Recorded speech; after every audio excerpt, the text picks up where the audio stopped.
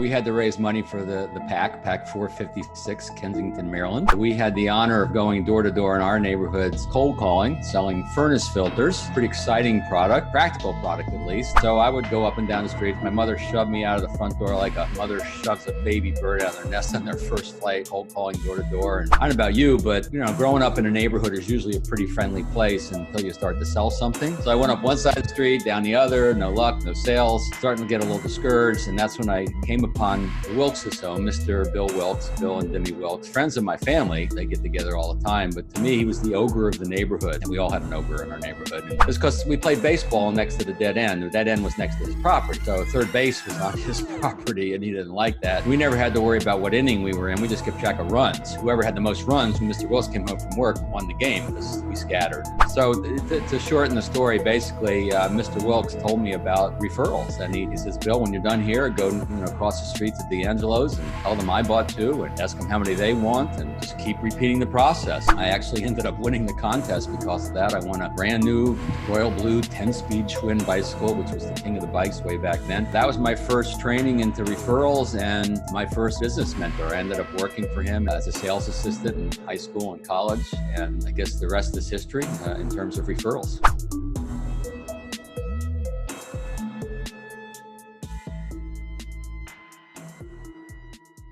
Good evening, ladies and gentlemen, and welcome to the Awesome Wholesaler Experience Podcast, where we look into the many facets of the job, the career, and the lifestyle of investment and insurance product wholesaling.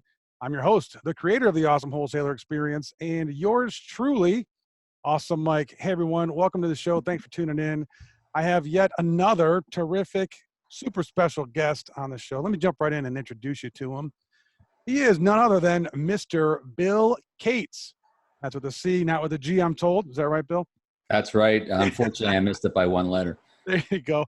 But Bill is actually the founder and CEO. That's kind of the cool way to say it now, Bill, of Referral Coach International, where he helps companies attract and acquire more ideal clients through more compelling value, referrals, and introductions.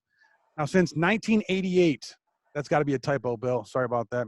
Since 1988, Bill has dedicated his career to referral and relationship marketing, and he has created the proven process to increase your revenue without increasing your marketing expenses.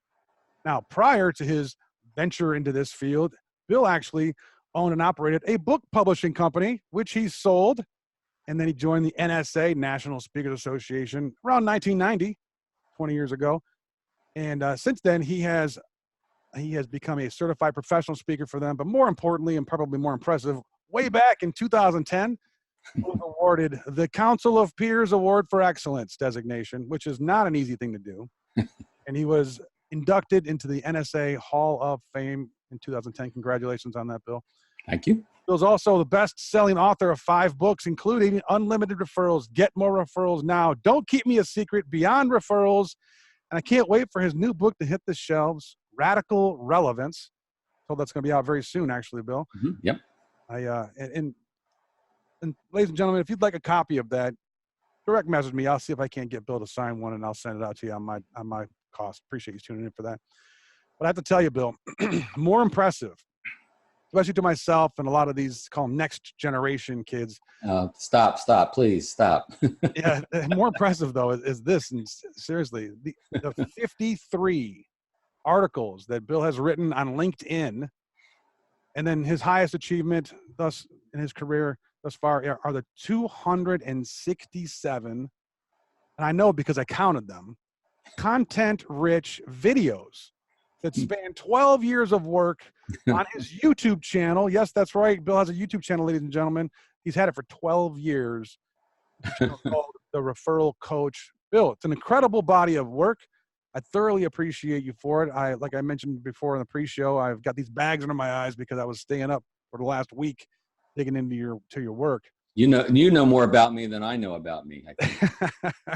Well, that might be a good thing. It might be a good thing. I have to ask you a question though. I did enjoy your induction ceremony speech. Oh, thank you. Yeah, and most folks don't know unless they know that they only induct 5 people into the Hall of Fame each year. At the most, actually, last year they only inducted 3. So, yeah, it's quite an accomplishment.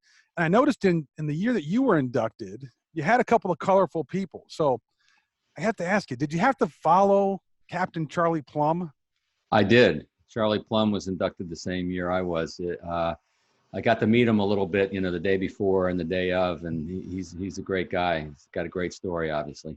Yeah, and for those that are tuning in that I don't remember, I had Charlie on the show actually a time ago, and 6 years POW, and then you have to get up and follow that story. You did terrific, by the way. Yeah, but it's I imagine that might have been a little bit daunting to have to follow. I've had to follow some legends over the years.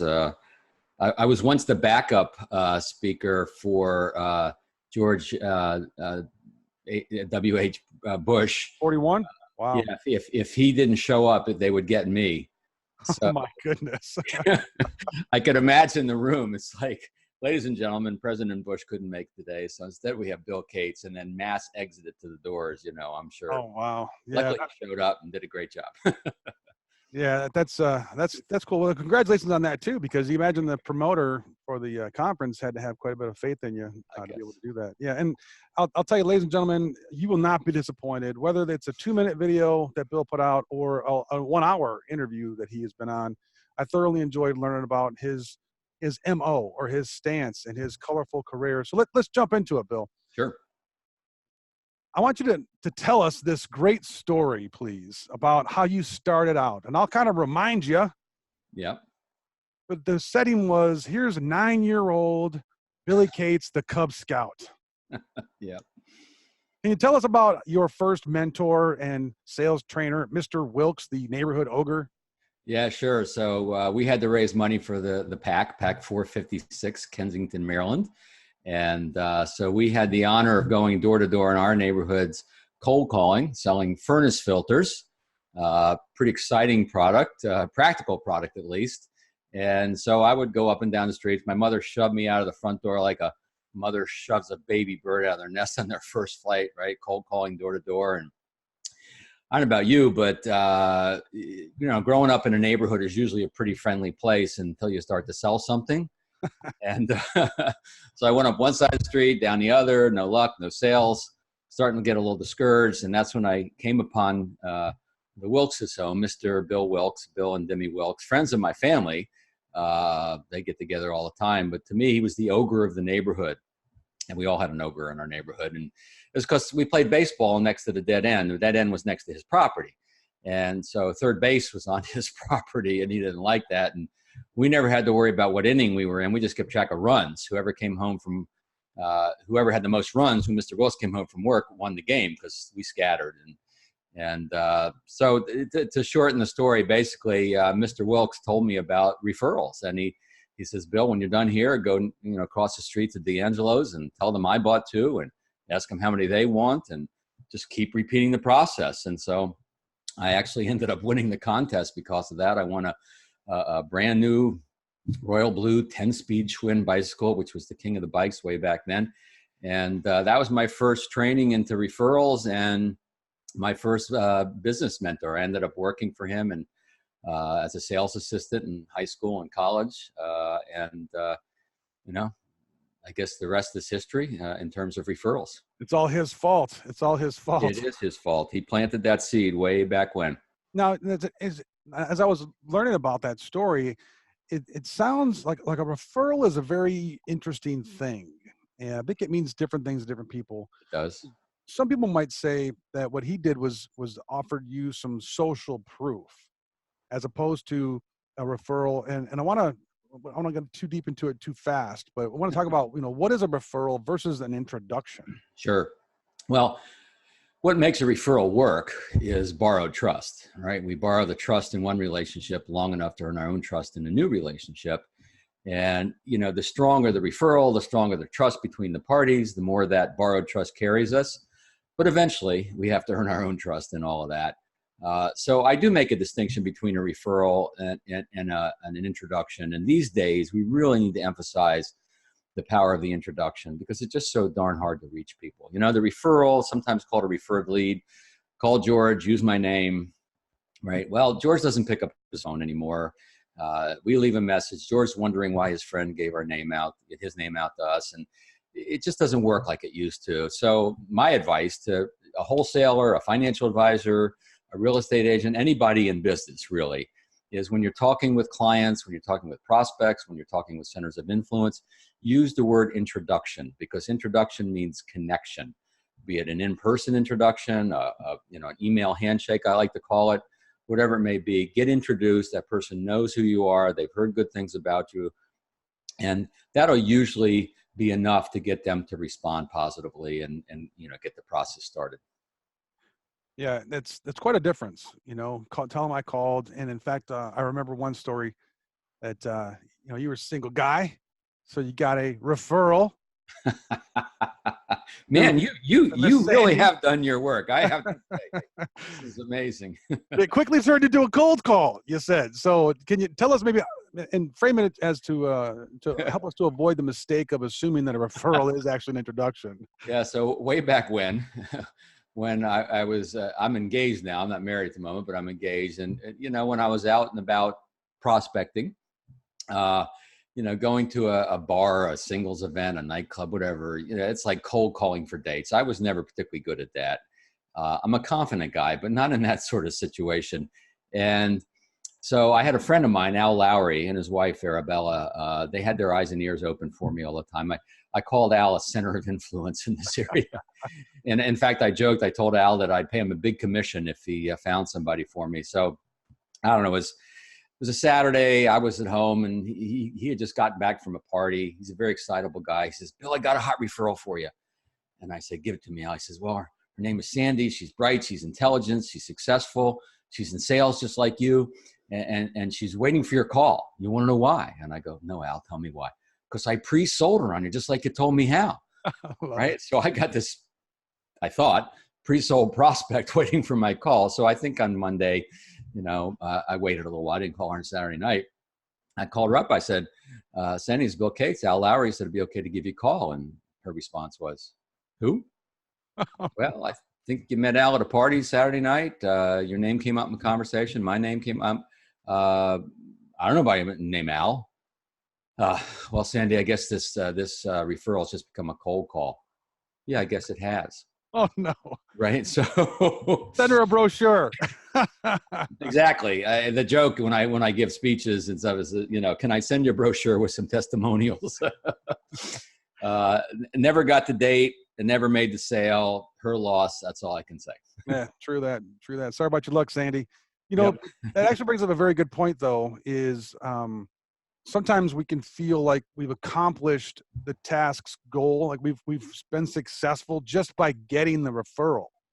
Mm-hmm. Is that to me, it feels like that's a little short-sighted. Would you agree? Do you think there's more to the story?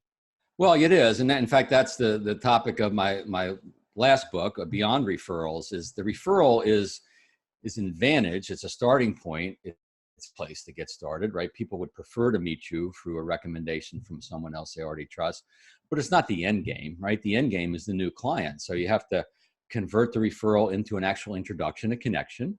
And then, of course, you have to earn the right to the appointment. It's a phone appointment or an in-person appointment or a combination. And then ultimately, if it's a win-win, if it's a match, you have to bring on the new client. So that the referral really is just gets the whole process started in a better way than leads, cold calls, all the other methodologies. And so that's why I wrote the book, because I realized that a lot of people were focusing just on the referral, but not finishing it properly. And so I had to make sure they could do that too. Yeah, I often find as I'm interviewing staff personnel that a lot of times people don't really like, they just want to say that they've got the job. They don't want to do the job. They want to do the work. like they've finished. Okay, got the job. Great. And then, that's the beginning. Well, I think we all fall into that trap from time to time. Yeah, it's human nature, right? Human nature. Speaking of human nature, you did quote somebody that's gotten a little bit of, and maybe you're familiar with this, some new press, and the guy's name is Napoleon, Napoleon Hill, and you talk about his some of his mantras. Which the first one was burning desire. Yes. And so can we have a burning desire to get a referral? I mean, you talk about where the referral stands in the body of work for the client, Bill. Sure. You know, Sure. it's I think a burning desire to get the referral, get the introduction, really has to stem from the burning desire to bring our value to other people. If it's just the burning desire to get the referral, get the client, then that's kind of us-centered, wholesaler, advisor, us-centered. And we really want to make this whole process them-centered, value-centered, about, spreading our value to other people. So some of the folks, I've been doing this a long time, who are really good at building a business, whether it's, in the financial realm, whether it's referrals, whatever, they're good at building a business because they have they're on a mission, if you will. They're on a mission to make a change, and to spread their value to other people. It's a little ego-centered, but I think it's a good ego, especially when we're creating win-win situations. And so that burning desire for the success based on bringing value to others, right? It's not just a burning desire for our own success, because how does business work? Business works when we bring value to other people, right? If we're not bringing value to other people, then we won't be successful. Right. And that's a good barometer for a lot of folks that might be struggling. Are you bringing value? Are you bringing the right value, the relevant value to the right market, et cetera? And then we can be passionate and have that burning desire to get introduced to more people. Yeah, I mean, the burning desire runs through the gamut, but it has to start with, I believe, a client-centered, a client-focused, a value-centered proposition. Yeah, and that makes you referable. That's one of the big drums, is to become referable. For my brothers and sisters that are listening that are wholesalers, can they get a burning desire about a REIT or about a variable annuity or a life insurance? I mean, it's a little bit of I don't want to say a masquerade, but it's a little bit of an art form to build a burning desire about a product. Do you have any advice for those folks? Yeah, obviously, if the product's doing well, then that's easy to manufacture. Products go up and down usually. If the product's not doing so well, it's a little hard. So actually, what we have to understand, and this is for anybody in any business, not just the wholesaler, it's not the product that makes us referable. It's the process. Now, certainly, from a wholesaler standpoint, if a REIT, if a mutual fund, if a annuity, whatever, if it's performing well, if the metrics are looking really good, then certainly that's a big boon. It's really helpful. And there's more to it than that, right? Because there's a lot of those out there. And so ultimately, if we want to get someone to consider what we're offering, it's the process. It's the process of getting to know them. It's the process of bringing added value. 2 weeks ago, I was in Tennessee, sponsored by a wholesaler. We went to Knoxville, Chattanooga, and Nashville doing a value add program, which people are familiar with. And so I could see the relationships that the wholesaler had built with these folks. And they liked Josh and Chad. There was two of them, actually. And that's what really made it all work. And it's the process of education. It's a process of the willingness to suggest that their product may not be the best one for a specific client, right? A lot of people try to shoehorn a product in, whether it's the best thing or not. And one thing I could tell from these guys, at least, is that they didn't do that. They look at the scenario, and when they were helping the advisors, they'd make sure it was right. So it's really all about the process and, of course, the relationship that's built over time.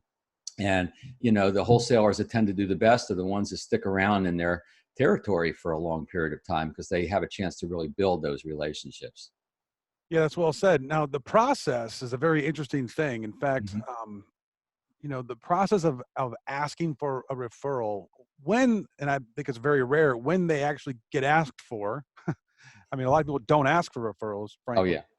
But the process almost seems, as you mentioned, like the icing on the cake, the afterthought. And I have my own opinion on why that is. But why do you think we don't develop more of a referral-based process? Well, it's usually out of mistaken assumptions, limiting beliefs, fears. So, a lot of people feel that asking for, and we should say asking for introductions, because that's the word we want to use, generally speaking. A lot of people feel it puts them in kind of a needy place, an unsuccessful place, right? They're concerned. Their fear is if they ask for an introduction to some folks, that the other person can say, "Oh, business must be slow for you this month," right? And that's not the case. It's a mistaken assumption. On the flip side, a lot of folks don't want to come across pushy and put their client on the spot. And I get that. We don't want to look like that. We don't want to look needy. We don't want to look pushy. I'll tell you one of the biggest ones, whenever I'm delivering a live session, I'll say, why do most people not ask for introductions? And the first word that comes out is fear. And then I say, well, fear of what? And almost every time it's rejection. So it's the fear of rejection. So here we have, first we're in a business. Everyone on this interview, right, listening, me, you, right, we're in the business of getting rejected. And so if we fear rejection, we're in the wrong business. But what happens is once a relationship builds and we get to know someone, then that fear starts to kick in. That what if this person doesn't want to introduce us to anyone? And then we take it too personally. We make it mean too much. So it's all of that stuff conspiring against everyone. And some people also have the mistaken assumption, if I just serve the heck out of my clients, they will introduce me to others. And that's half true. I mean, it is true that if we serve people well, they will talk about us. And we should be doing that. And we should be getting unsolicited referrals or introductions. That's a barometer of our referability. And if we want to move a little faster and we want to move in a particular direction, reaching the right types of people for us, then we have to be appropriately proactive. Yeah, and that referral process, I've experienced it and tried to develop it myself. And what normally happens is there's this, I don't know, we call it a grappling match that happens in the sales meeting, in the relationship process. And finally, Bill, I've got you to become a client and to buy the thing I'm trying to sell you or provide your solution through. And a lot of times it feels like sometimes it was an exhausting battle to finally get the client to do this. Mm-hmm. Then to go on and ask them right after that, by the way, it's actually, you're asking them for more. It's a more of a challenge to get somebody to give up a referral than it is to just do business, risk embarrassing their relationships as opposed to just embarrassing themselves. I think that's why most of the people that I see don't give referrals is they don't have a good process to kind of plant the seeds along the way and develop that process. Can you give a wholesaler kind of a 50,000 foot view of how to begin the process of building a referral process? Yeah, sure. So now you use the word battle, which I think you probably didn't mean that it's really going to be a battle. It shouldn't be a battle. Hopefully it's not a battle, but it's true that sometimes, it could be a long meeting. It could be, for wholesalers, gosh, I have so much respect for them because their relationships grow by inches, right? It's like, can I send something to you? Can we meet for 5 minutes when I'm foxhole to foxhole walk through or whatever? It's, it's inch by inch by inch by inch. And eventually you get someone to drop a ticket and it's like, whew, right? And so I get that. And this is a little bit when the art comes in because we do have to pick and choose our spots. And with that said, there's a few things we can do. So first of all, we can promote the possibility of introductions early in the relationship. And what you're looking for here is what I call value recognizing statements. So if a client says, thank you for explaining that. I've never really had anybody explain that to me to the point where I really can understand it. And you've done that for me. And I have a much better handle of how that fits into my world, right? That's a pretty strong value recognizing statement. And on the heels of that, we can promote the possibility of introduction. You say, great, that's my job to bring value and please don't keep me a secret out there. So that's been a phrase I've popularized for a long time. Don't keep me a secret. Well, what does that do? It plants a seed. It gets it a little bit into the awareness of the conversation, of the relationship. Sometimes it actually turns into a referral and introduction right on the spot. You say, don't keep me a secret to someone, or say, I'm never too busy to bring this process to other people, your colleagues or people you care about. And they can, I know somebody I should introduce you to, right? So sometimes it can turn right on the spot. it also was a nice barometer. You see how they react to "Don't keep me a secret." You see how they react to "Never too busy to help others." Lots of different ways to do this that I outline in my books. And what that does is you see how people react to that, and they go, "Oh yeah, I'll definitely keep you in mind." And now we know, wholesalers know, that some advisors are so competitive that if they get a little leg up, right, if they get a little piece of understanding or a tool or a technique, they want to keep it to themselves. Well, those folks tend not to be as good referral sources, but even those people usually have colleagues in the business where they do share some of this stuff. Right.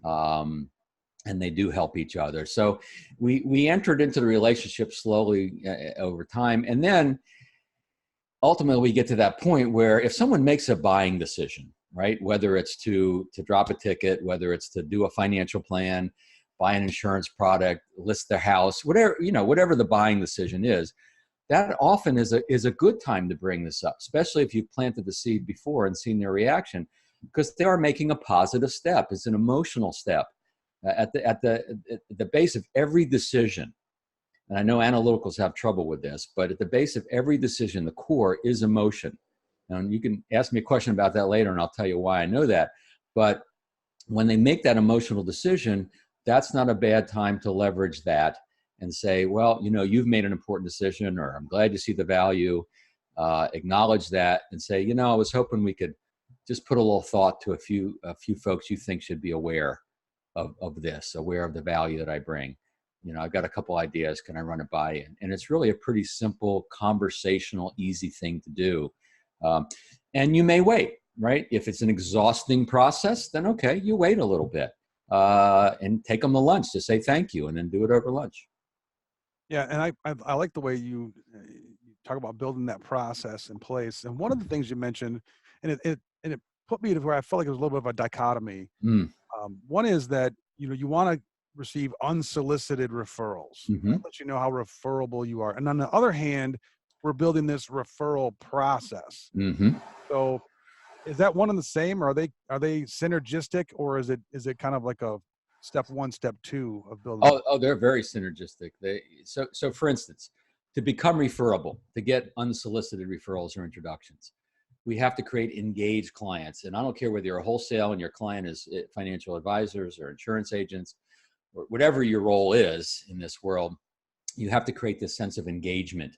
There's actually a low correlation between satisfied clients and the providing of referrals, but engaged clients provide referrals on a pretty regular basis. And just a quick definition of an engaged client is someone who sees your value, they're in touch with their value, connected with your value, they like the questions you ask, they like the things you teach, they like your responsive service, all the ways you bring value. And they're also connected to you as an individual. They like you. I mean, they don't have to love you, but they like you. And that business friendship that grows over time is huge in creating advocates for us. So yeah, there's a big relationship between that.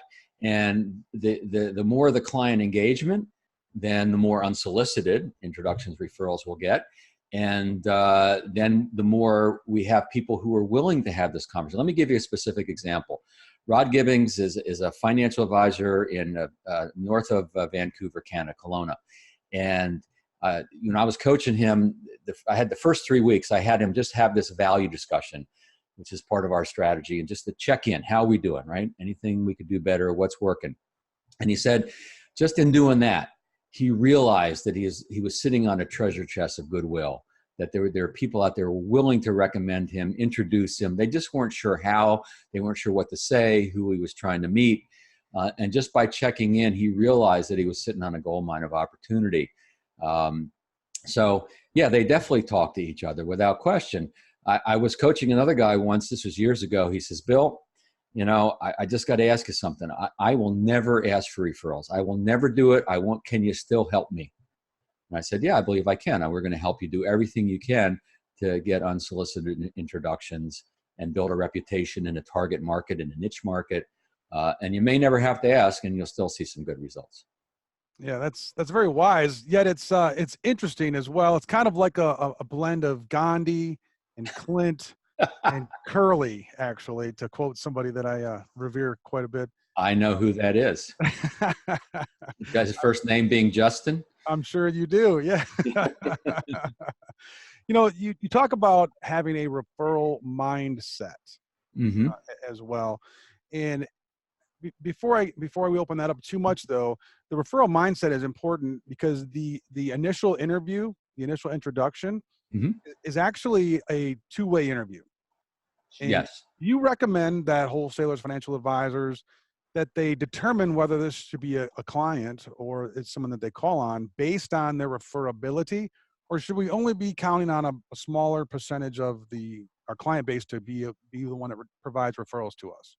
Yeah, I don't think that someone's willingness and ability to send this to others to make introduction should be a sole criteria for doing business with them. First of all, there are a lot of people that may not feel comfortable early in a relationship, but will do it later, over time. So I wouldn't make that a criteria by any stretch of imagination. Now, in terms of the level of service like a financial advisor might provide to clients over time, how they classify their A clients or their A plus clients, uh, perhaps that can come into play. You may have a client that has B money with you, or the potential is a B level, but they know a lot of people and they're very well connected and very well respected.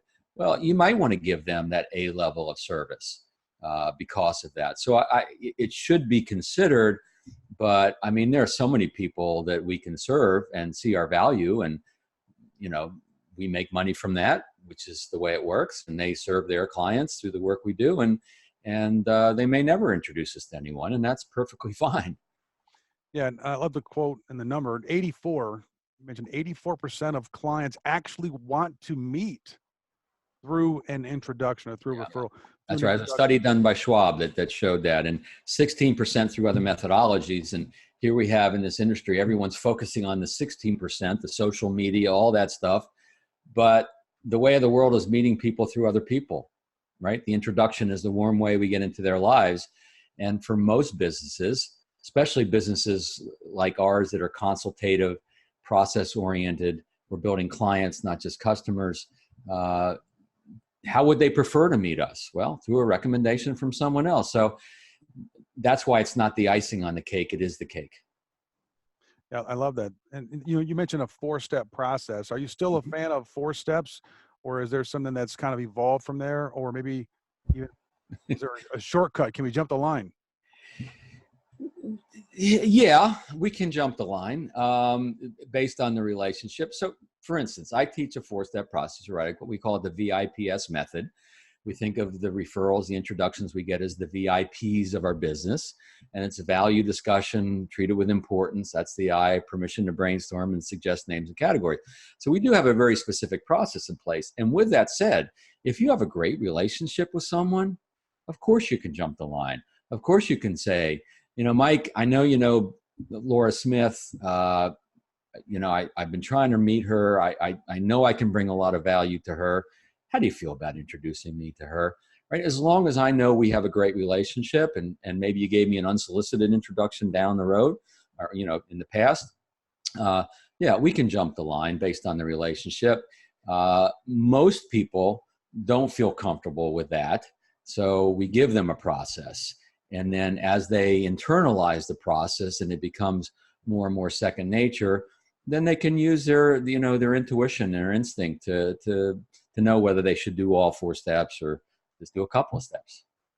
Yeah, I love it. And I think that financial advisors, even wholesalers, the best use of their time and budget is to develop a referral process that kind of Mhm. is, it's kind of off the grid. It doesn't need a lot of power and money to keep perpetuating itself. Why do you think we don't do that? Is it difficult to do that? Well, it's interesting you said that, because I'll never forget, I was riding with a wholesaler out in California. He'd brought me in multiple times for value-added programs. And, as we were driving, I think it was, if I remember correctly, from Colorado Springs to Denver. And he said to me, this referral stuff, Bill, I've heard you talk a number of times now, and I'm wondering, does this apply to wholesalers? And I did everything I could to not roll my eyes and say, duh, right? Of course it does. And so the rest of the drive was a conversation of how it applied to his world. And, being referable, of course, and building the business friendships and value added, which he was doing. And then, I talk about social event marketing, and what do wholesalers do? Well, they put on, they take people to play golf, they do dinners, lunch, all this stuff. So that everything applies to wholesaler. So if you're working the wirehouses, you want, the guy in the corner office, right, at Morgan Stanley or wherever. Or if you're working independents, right, you still want the top producers. And so how do you meet those? Well, an introduction from someone who knows them. And so absolutely it fits 100% into that world. Bill, you bring up a good point. And I've always found in my limited experience that aren't referrals given laterally and downward. I mean, it seems like a little bit of a challenge for, the guy that's in a cubicle to be able to refer you to the guy in the corner office. A little bit, yeah. I mean, generally speaking, people do tend to refer, left to their own device, refer lateral and down on the economic ladder, if you will. And it might have to do with their own self-confidence. I found the more successful someone is, the less that comes into play, because they still have a high level of confidence. I'll give you a specific example. A guy I've been working with for over 10 years in New Jersey with Morgan Stanley. He has, I think at last toll, he has about $940 million of assets under management, right? So he's a monster in this business. And we're doing a special workshop, and I asked him to invite folks who he thinks, could benefit from this as well. And everybody he's sending to me is at a higher level of production than he is. But he's at that high level, and he's very well respected, that, his introduction, his, go see Bill speak, go see this, where it carries some weight. So what we need to do, and generally speaking, is to educate our clients on who we serve the best. Notice I didn't say who we're looking for. Right. Who we serve the best. That's more of a client value-centered approach. Yeah. And we educate. So to get referred up is an educational process. It's about teaching our clients, our referral sources, who we serve the best, who our process, products, et cetera, are geared towards. And so they will think of the right people and introduce the right people to us. So it's a bit of an education process. Yeah, that's actually very smart. I appreciate you sharing that with us. Every upside has some potential for downside. There's no reward without some risk. Really? How do you handle it when it goes bad? I mean, I've had a situation myself where I referred my kid brother to someone, and the poor kid stayed a year longer than he would have because he felt pressure, to honor the referral. And it was a disastrous situation. It actually harmed my relationship with my brother, and I've never talked to the other person since. And it was a very lucrative relationship beforehand. How do you deal with it when it goes bad? Yeah, so there's a little bit of preventative maintenance, I think, that you can do in that. First of all, you try to only refer to people that are referable in your eyes, and as much as they may be referable in your estimation, sometimes things can go bad. Sometimes it has nothing to do with that service provider, but it's perceived to be their fault. Nonetheless, you want to check in over time.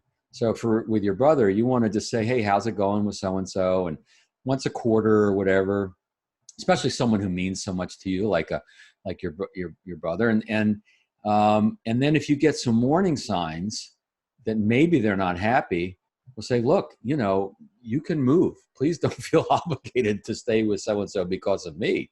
And they'll go, oh, really? Oh, yeah. Oh, it's like a relief. So part of the preventive maintenance is stay in touch a little bit and just put a few reminders that pop up from time to time in your calendar. Now, when it does go bad, all you can really do is be there for that person in terms of being a good listener. You apologize. I'm sorry it didn't work out. Tell me a little more about it. You didn't cause the problem, and it was probably a good relationship for a while. Otherwise, he wouldn't have stayed there. And they know it's not you. They know you didn't cause the problem. But if you're checking in, you can help them get out of a bad situation before it gets, worse. Yeah, I think it's a rare It situation is that rare. happens, but it's one of those high impact, low probability events. And I appreciate you saying that to check in and nurture those relationships. I think that myself, I could have done a better job at that, and probably helped, bridge the gap between, what their expectations were and what was actually happening. So I Yeah. don't think it's worthy to not give a referral because of this, the potential for the sky to fall.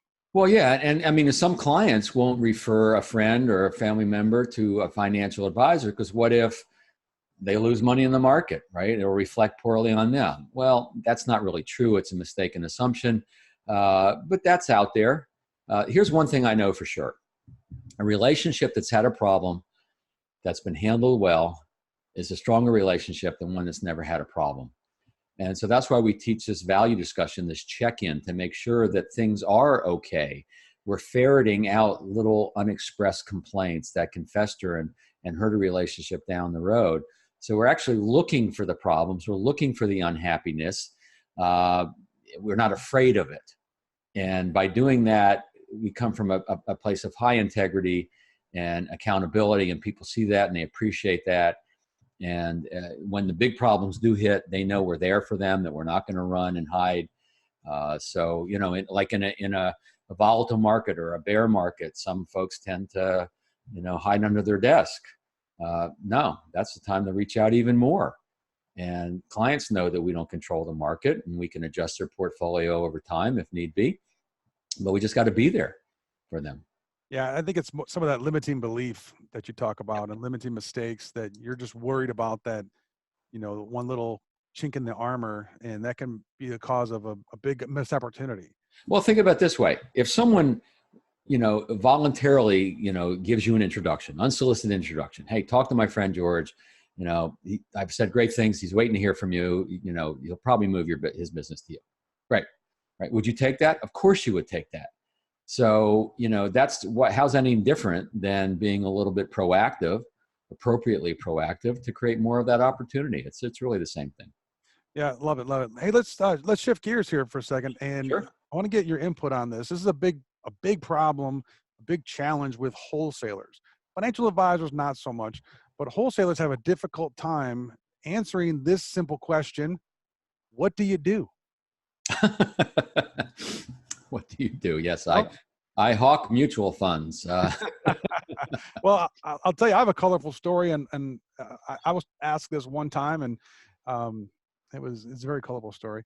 But I told the person, I said, I'm a product whore, because at that moment I felt like that. It was at the end of a terrible, traumatizing event I had in northern Cleveland, and but that was the kind of a inflection point, and 24 hours later I come up with that I'm actually a spokesman for an investment company. And that allowed me to have a lot more confidence and knowing that I'm providing value by representing this company and helping financial advisors and the clients, et cetera. But how do you recommend? I know that you have a little formula that you like. What would you recommend we say when we're By the way, just as an aside, before we get to the formula, I'm a product whore. You probably got some laughs out of that. And then you said, well, let me tell you what I do. And interjecting humor in this, there's nothing wrong with that. So I was coaching this guy actually in Australia, believe it or not. I had late night calls and early morning calls, so our times would coincide. And he was a mortgage broker. And he says, Bill, I'm a fun guy. I want to interject fun. It's just the way I do things. How do I do this? So I said, all right, so you do mortgages, home mortgages? Yeah. He says, just tell them that you're a mortgage broker, but most of the time you feel like a marriage counselor. And, people laugh. And then he gets into a more serious explanation of what he does. And people can relate to that. So it's relatable, it's fun, and then it goes in. So sometimes you can start with fun. It's got to be your style, obviously. Not everybody's going to do that. But so here's the formula. And this is in my new book, Radical Relevance, is I don't recommend, generally speaking, that you say, I'm a mutual fund wholesaler, I'm an annuity wholesaler, I'm a financial advisor, I'm an insurance agent, I'm a real estate agent. I do recommend that you start with what your area of expertise is, because whatever your title is will trigger some reaction in their brain. It might be positive, it might not be positive, depending on their history with, whatever title you give them. And so I'd rather not go there right away. I'd rather not introduce myself as that. So I like to say, my expertise is in. And so what is your expertise? Well, I mean, for a wholesaler, it could be helping financial advisors match the right products with their clients to maximize their investments, right? Could be that. Each person has to come up with their own, but that's the expertise. And then we answer the question, I work with who want to. So I work with defines the market. Who is your market? And you could have a couple there. So for, wholesaler, probably just be one. I work with financial advisors. I work with advisors in the wirehouses. I work with whoever defines the market. That's important. And who want to. So whatever your market wants from you, whatever they want to create in their life, in their world, with their clients, is the benefit of what you do. And we always want to talk about our value in a way that's a benefit, right? Where they get the benefit. So whatever they want is the benefit. So what does your market want? What do your ideal clients want? And that's what you do. Yeah. And then we want to follow that up, with what I call value in action. And that's a little story or an anecdote or example. It could be why you believe in what you do, but there's something that adds a little more meat to the bones of that simple structure. My expertise is in, I work with who want to. Let me give you a quick example. Some people like to lead with the example. Well, probably a better way for me to explain what I do, or best way, is for me to give you an example of a meeting I had with a client yesterday. And that's not a bad way to do it. The thing about examples, anecdotes, stories is people listen to that a little differently, and it brings to life what you do. It makes it actually very real. So having that value in action, story, example, why you do what you do is an important part of the formula.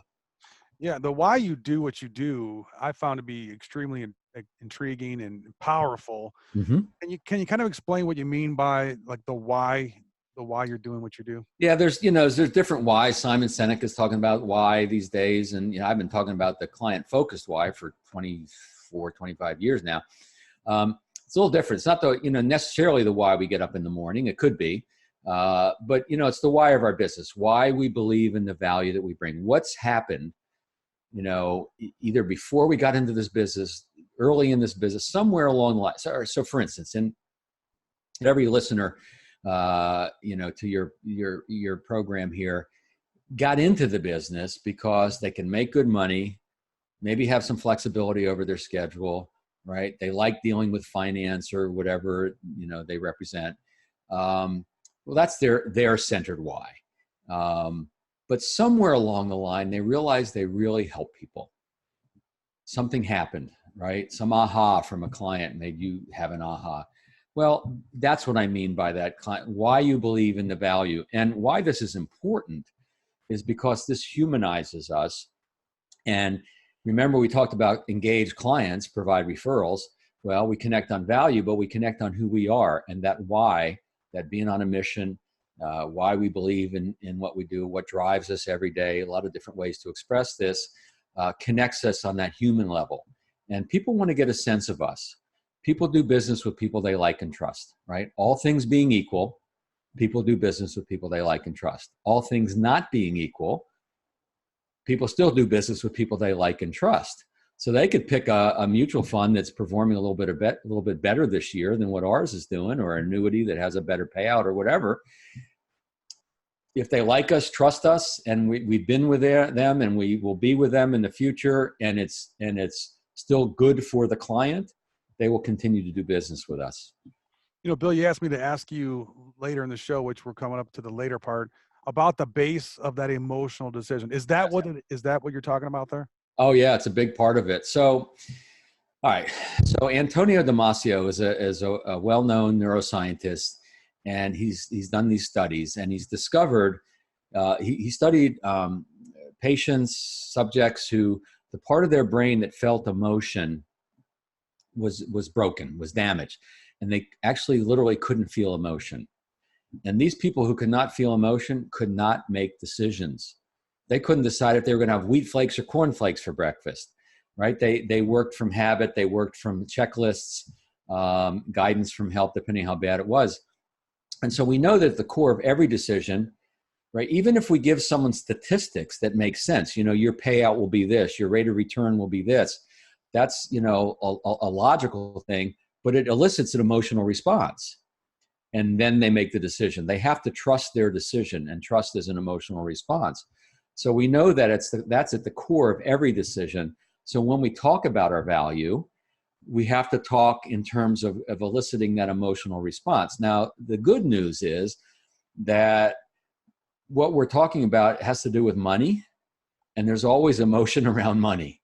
So it's usually a little easier for folks in the financial world to create this emotional response because of the nature of the business. In my book, I have a section on how to get people to take action, how to compel them, for it to take action. And one of the biggest ways to do this is this idea of loss aversion. And what the studies have found is, let's say someone has a chance to make $100 or to lose $100. That prospect of losing $100, the emotional response, the importance it takes on in that person's life is more than twice that of making the 100. And that's what drives most people, is the fear of losing more so than the hope of making.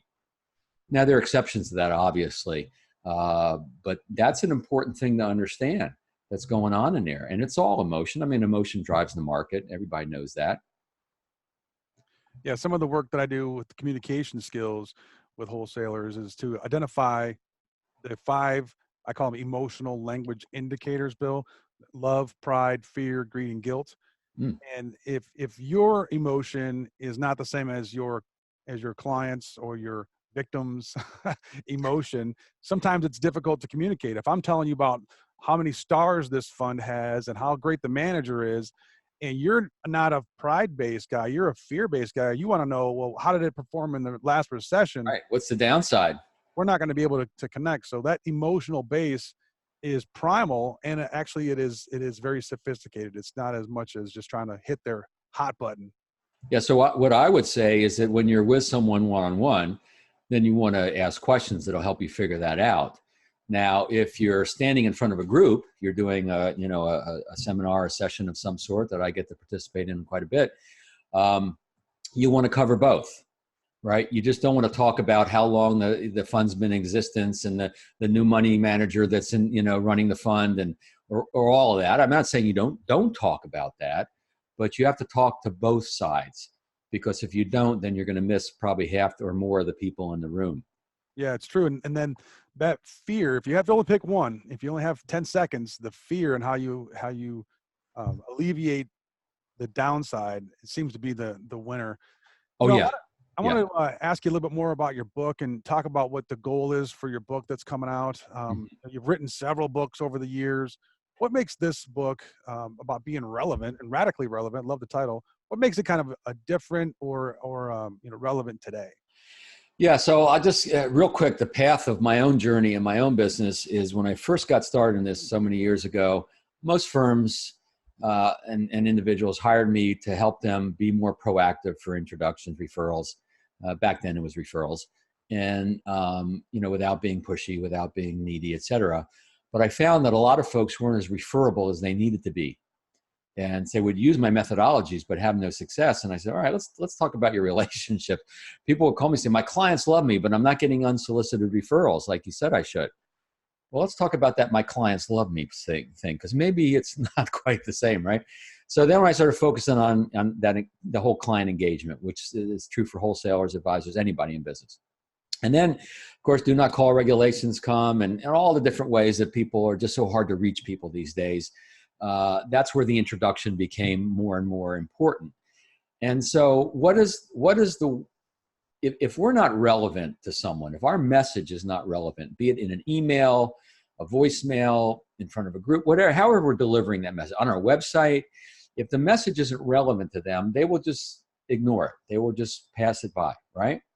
Well, the easiest way, the straightest line to become relevant with someone is an introduction from someone they already trust. So when I was interviewing a lot of top producers for a speech I was going to give, I discovered that I'd say to them, so when you get an introduction, how do you follow up with that? What do you say to the new prospect? And I realized a lot of these guys and gals, and some of them pretty successful, had pretty lame ways to reach out. And so what I, saw from that is that if the relationship between the referral source and the new prospect is really strong, that'll carry us through a weak value proposition. But if it's not as strong, then if we don't have a great way to talk about what we do in a way that's relevant to that person and compelling to that person, then we will lose them somewhere along the way. I mean, if you ever had someone that expressed interest in what you do, you meet with them, you thought they were interested, and then they go radio silent. Or you send an email out to someone and it never gets responded to. Well, guess what? Your message wasn't as relevant and compelling as it needed to be. And it happens. I mean, we even as well as I know this stuff, I don't always say the right thing. And sometimes people go radio silent on me. But we call it ghosting nowadays. Exactly. But I take responsibility for that. I know that what I said obviously didn't strike them in the right way. So that's the whole genesis of doing this book. So the subtitle of my book, so it's Radical Relevance. The subtitle is Strengthen Your Marketing Message, Cut Through the Noise, Win More Ideal Clients. So it's to help us reach more people, but not just everybody. So I focus on this concept called right fit client, right? The people we were meant to serve and the people who are meant to be served by us. So it's not just a quantity play, it's a quality play. And so that's the whole purpose of the book. And I've got a chapter on neuroscience of relevance and what makes us different and how important do we have to have a way to distinguish ourselves from other advisors. And sometimes it's not as important as we think it is.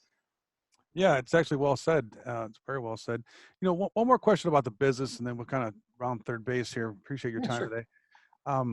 What do you say to the manager of a wholesaler, manager of a financial advisor that simply has the bridle, the whip, the stick, and no matter what, he wants more. He's a numbers guy.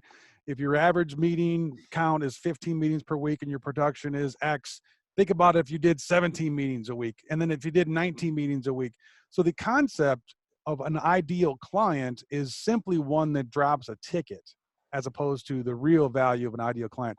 How does the wholesaler, the financial advisor, develop an ideal client and still serve the stick-wielding beast of a manager? Well, I think ultimately it's the production numbers that speak for themselves, right? So you may have someone the manager is their perspective, and they manage what they know they can manage.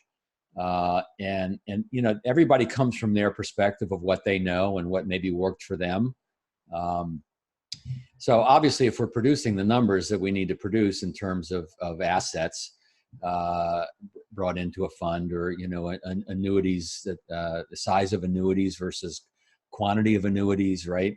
Then that will usually silence those people. One of the things we need to do is we need to teach managers. We need to teach our manager, and ultimately, it's our manager's job really to figure out what motivates us, and to be flexible in their style, to give us what we need to excel. But not a lot of managers aren't self-aware. They don't know that. They don't understand that. They understand it intellectually, but they don't practice it. So it's incumbent upon us to go to the manager and say, look, here's what's going to help you get the result you want from me. And, I'm producing good numbers. You're going to have to trust me on this. Now, if you're brand new and you're not producing the numbers, well, maybe you have to do a little bit of both, right? Maybe you have to appease them to a certain degree, and then you nurture what you know in the long run is going to do right for you. But, I mentioned earlier that I'm engaged to be married, and my fiance has some, let's just say she's a control enthusiast. And and so I have to stand up for myself and say, look, if you want me to do this, here's how you need to approach me. Otherwise, I may just get resentful and not do what you want me to do. So it's incumbent upon me to teach her how to get what she wants from me. So ultimately, that's what we need to do, is have that transparent conversation with folks. Yeah, I've been taught that people treat you how you train them to treat you. And It's true. Yeah, it's true. yeah, and also that, you know, your career, managing your career is your responsibility. And a lot of times that requires what is referred to as leading up Mm-hmm. and Mm-hmm. and I like that. Yep. serving your manager or your leader by setting them up for success. And that's really the value. And that, I mean, you talk about becoming referable or worthy of introduction. It's also worthy of allowing you to develop that ideal client that's out there. Yep. You know, I want to ask you a little bit more of a, you know, human question. And, Uh-oh. you know, wholesalers are out there, and you're still out there a lot. I mean, I'm sure that you are. If you're not flying private all of the time, you're the favorite guy, the favorite diamond status guy on whatever airline might be yours. What is it in New England? What's the favorite airline? Is it American, or is it In New England? yeah? Or are you still I'm in Maryland? Where are you now? Annapolis. I'm in Annapolis, and I fly to BWI, and unfortunately, one of the big players is Southwest, which I hate for business. I fly Delta a lot. I'm not Delta Diamond because I would be if I was in Atlanta, but I did, by the way, and I know a lot of wholesalers can relate to this. I did just get what is it? A Marriott Titanium Elite Lifetime. So I'm lifetime on that. So, you know, what does that mean? Well, thank you, sir, for being on the road so often. Yeah, Um, it's a scarlet letter sometimes, right? And that's you know, but my philosophy is this: if we're going to travel a lot, at least, yeah, let's get recognized and let's get a few perks. yeah. Well, then the reason I set that up was, you know, a lot of wholesalers can learn from someone that's been doing this since 1988, like yourself. And you know, you mentioned that there's someone in your life that taught you about unconditional love. Your daughter Jenna. And what advice would you give to wholesalers that are maybe not 30 years into their business on how to develop that kind of a relationship there with their kids? Oh wow. Well, you know, I had the challenge and honor and privilege of raising my daughter myself since age 7. And kind of glad I had a daughter. It was probably, I wouldn't say easier, but different than having a son. But in any event, yeah, unconditional love. That's when my heart really expanded and woke up when she came into my life. And you know, it's not just quality of time; it really is quantity of time. And now I traveled a lot, but I restricted my travel during the time, you know, in those early years before she didn't really want me around anyway. Um, and I even brought her on some of my trips. I didn't think about it originally. I didn't think about taking her with me, but a colleague suggested I do that from time to time. So I don't want to take her out of school. I'll take her out every now and then. It's very educational, especially if she's in elementary school. And so I did that, and it was great. Of course, the first trip happened to be to Dallas, where we stayed in the Four Seasons. I upgraded to first class, you know, so she got used to that, and she suffers, like many of our children, from affluenza. Rookie mistake. Yeah, very rookie mistake. And the next time was to Amelia Island at the Ritz-Carlton, and you know, it's like, oh, you know, I said, Danny, how come we're not first class this trip? But I actually interestingly enough, I actually used it to my advantage in business as well. So first of all, I talked about her a lot, and people always remember Jenna, and they always ask me how my daughter's doing. And it created that kind of neat relationship, which is I really appreciate. I don't remember who their children were, but they remember mine. And but I restricted to how many speeches I would give in a given month during that time. And at the time, it was 6. And I would say to them, I said, look, I just want to let you know, I know you're interested in me. I take 6 a month. I have 4 books so far. This is not an attempt to pressure you, but I just want you to be aware of that. And they'd say, oh, yeah, we better book you now. Right. So it was like that scarce resource. I didn't realize I was creating the scarce resource at the time, but that's what it did. So, you know, I'll tell you that the biggest thing that I realized in raising a child is boundaries. And, you know, they say that a well-trained dog is a happy dog. Well, there's some truth in children as well. They need to know their boundaries. We have to be clear. The first time my daughter said, "I hate you," I knew I was doing something right. It stung a little, but I still knew I was doing something right. Yeah, I took some advice from a guy you might have heard of before. His name is Tony Soprano. And Interesting advice. yeah, and Tony was providing some leadership to his son, and he threatened him. He said, "Hey, listen, if you don't do this, then I'm going to do that." But then he looked him in the face and he said this. He said, "Put me to the test. Put me to the test." And so I tell my own kids that when I'm providing a boundary, and I say, and here's the good news: I love you enough that I'm not going to let you down. I'm going to hold you accountable to this. Right. Let you know that it does mean something. And then that all kind of stems from, my behavior being an example for them, as opposed to do what I say, not what I do, kind of a mentality. So I appreciate you sharing that story about Jenna, and I wanted to acknowledge her and her effect on you. And I think we all have, especially the road warriors that are out there, someone that we do kind of sacrifice, the workaday mentality of having dinner with the kids, every night for that. So it's important. And then one other thing I want to do is I want to just acknowledge and pay tribute to your father. And, the flag behind you there, the dog tags, awesome stuff there. Yeah. U.S. Army Staff Sergeant Joseph Rogers Cates. That's impressive. That's impressive. You're from good blood. This is the first podcast that anybody ever knew my father's name, his middle name. I mean, I got to tell you, Mike, you really do your job well here. My dad was great. My dad was a gentleman in the true sense of the word. I don't think he had a mean bone in his body. And he was a boxer in college. He also played for the legendary Hank Iba basketball at Oklahoma State. He was an athlete, but he was a boxer, but he would never teach me how to box. He says, "I'm going to teach you how to walk away from a fight." Now, I wish he still had taught me how to box and walk away from a fight, but nonetheless, so I honor him with the flag behind me. And my mom didn't have a flag, but I have other ways of honoring her. She was in the Red Cross, so I donate to the Red Cross in her honor, etc. Well, I'm sure they're both very proud of you and are very happy with the way that you've served and continue to serve. You mentioned in our pre-call that you're doing some work with some veterans, and could you tell us a little bit about that before we wrap? Sure. Yeah. So I teamed up with a guy, Chris Kalenda is his name. He won't mind me mentioning his name, I guess, because he's in business. And he's retired lieutenant colonel in the Army. He served a couple tours in combat in Afghanistan. And he started a successful consulting business using the principles that he learned in the military to help other organizations, a lot of nonprofit government organizations.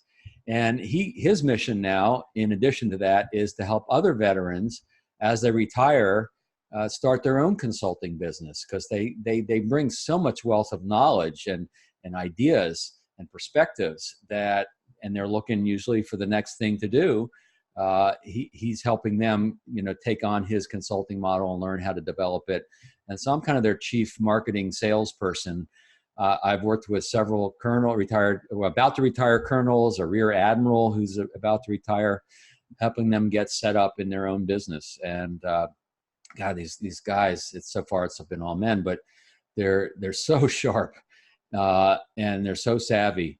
And I know a certain part of the world that they don't know yet. So it's very gratifying to help them see them be successful in a new adventure for themselves. Yeah, that's terrific. And I have 2 points for you. Yep. The first one is a lot of folks that I talk to, especially men that didn't actually raise their right hand and go in, they feel like a longing, like, oh, I wish I would have done that in my life. Mm-hmm. And you, though, are the solution that I recommend for them. I say, hey, you can serve every day, even today. Yep. And the way you serve today is by being American and going for your dreams and living a full life, because that's what every service member, especially those that died in service, did it for. They sacrificed their lives so that you could be American and do what you want to do with your life and be all you can be. Yep. And if you don't do that, if you don't live your life, they actually died in vain. So I almost feel like it's an obligation for us to all live that American dream. Sure. The second thing that I'll leave for you, and you can share this with the folks that you're dealing with now, it's a very awkward thing, Bill, when you tell someone, thank you for your service. and I felt this as well. You know, you see somebody, oh, they were in the military. Oh, thank you for your service. It's very common nowadays. Mm-hmm. And the person receiving that, it's awkward. Like, what do you say? You're welcome. I mean, I volunteered for it. You know what? So here's what I came up with, and I got to give credit to Jocko Willink. And if you know about Jocko at all, he's a Navy SEAL commander, retired. Now he's into the business. Mm-hmm. But he taught me. He said, say this. He said, it was an honor to serve, and thanks for saying that. Yep. So to all the service members that you're dealing with, it was an honor to serve, and thanks for saying that. It really helps to kind of put a nice button or bow on that. Well, you know, it's this to end with a little. I mean, you're making a very important, poignant point, but I'll bring a little humor into it. Is that how do we accept compliments? How do we accept that? And so I'll never forget. Years ago, I was complimented on a tie, and it's so vivid. I can envision the room where we were, everything. And she said, "Hey, that's a really nice tie." And I said, "Oh, this thing, I pulled that out of my dad's closet, I think." And she says, "You know, that's a sign of low self-esteem." I said, "Excuse me." She says, "Learn how to take a compliment. Say thank you." And that's what we should all know, I think, is when people compliment us, we need to respect what they're doing, even if they may not do it in a way we'd appreciate them to do it. They're doing what they know to do, and they feel good doing that. So we need to honor that and say, thank you. I appreciate that. Well, that's terrific. And I'd like to thank you personally. I've been following your work for generations now. Clearly, you've been stalking me. Well, I do like to be prepared and honor the guests with doing my due diligence and putting their best image into the public. That's cool. Yeah, so I appreciate you acknowledging that. And you know, Bill, I can tell you on behalf of the millions of folks that you have helped in our business and in all businesses, I can speak on their behalf and say thank you for that work as well. Definitely appreciate you. Wish you much success with your book and your company and your business going forward. And if you ever pull the trigger and put that ring on the finger, congrats and success on that as well. It's coming. If the test drive doesn't count, though, I got to tell you that much. But Understood. You know, Bill, we look forward to watching you flourish and seeing you again. In fact, as we say on the Awesome Wholesaler Experience podcast, it's about the journey, and we do wish you well on yours. Thanks for coming on the show today. And a huge thank you to everyone for tuning in today. Definitely hope that you've enjoyed this. And if you have, go ahead and hit that subscribe button so that you never miss another episode or any episode, frankly. And definitely appreciate everyone for tuning in. Thanks for supporting the show. And of course, thanks for being awesome. Everybody.